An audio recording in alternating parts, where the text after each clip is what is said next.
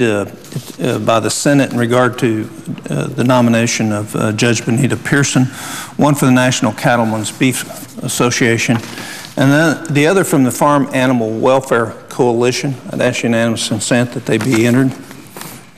And then I would like to spend just a short time addressing the remarks I just heard from my friend from Iowa. The situation we find ourselves in is that no appropriation bills came to the floor. We didn't control that.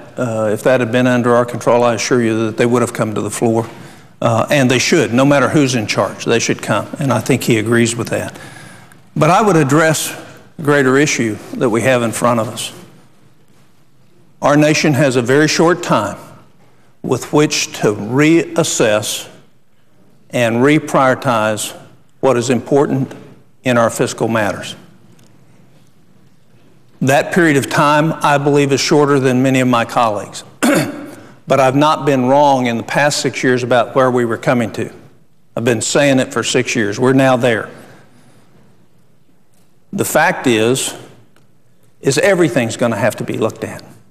Everything, every project, for every senator, every position, every program, if we're to solve the major problems that are facing this country.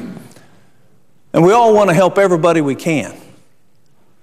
But the one thing that has to be borne in mind as we try to help within the framework of our supposed limited powers is there has to be a future for the country.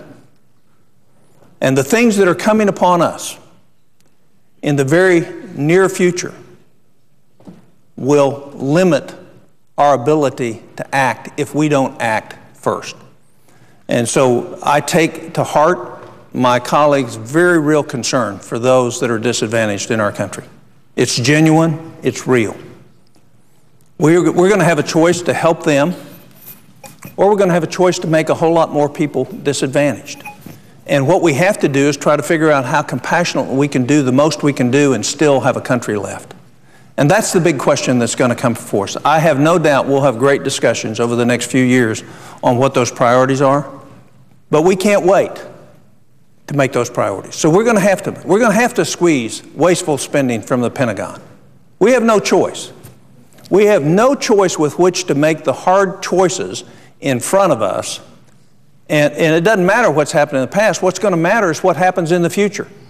And whether or not we have the courage to meet the test that's getting ready to face this country. Now, there's a lot of bipartisan work going on right now behind the scenes in the Senate, planning for next year to start addressing those issues. And I would say to my colleague from Iowa that the way to have the greatest impact on that is to join with us, to number one, agree with the severity of the problem and the urgency of the problem, and then let's build a framework on how we solve it, knowing nobody's going to get what they want, that we're all going to have to get. I'd like to just take 2 more minutes because I want to pay a compliment to one of my colleagues.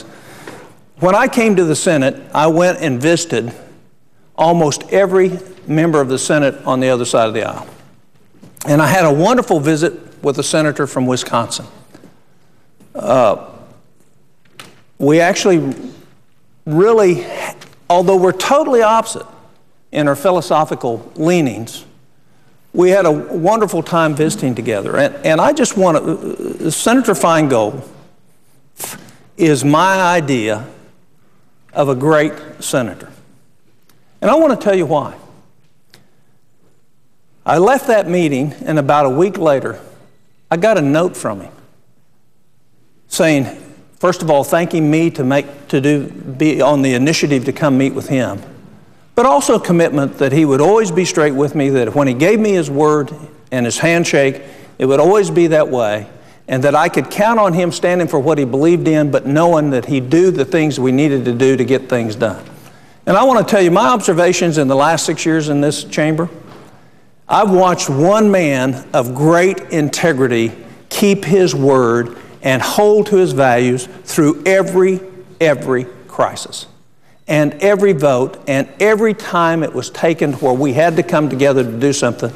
This gentleman kept his character. He kept his word. and he fulfilled the best aspects of the tradition of the Senate. So although I often, most of the time, am on the opposite side of issues of Senator Russ Feingold, I want to tell you he has my utmost admiration and my hopes that more would follow his principled stand and his wonderful comedy as he deals with those on the other side of the aisle. With that, I yield. Mr. President. Senator from Michigan. Mr. President, I understand that the UC has us voting at 2 o'clock. Is that correct? Senator is correct. That being the case, Mr. President, let me say that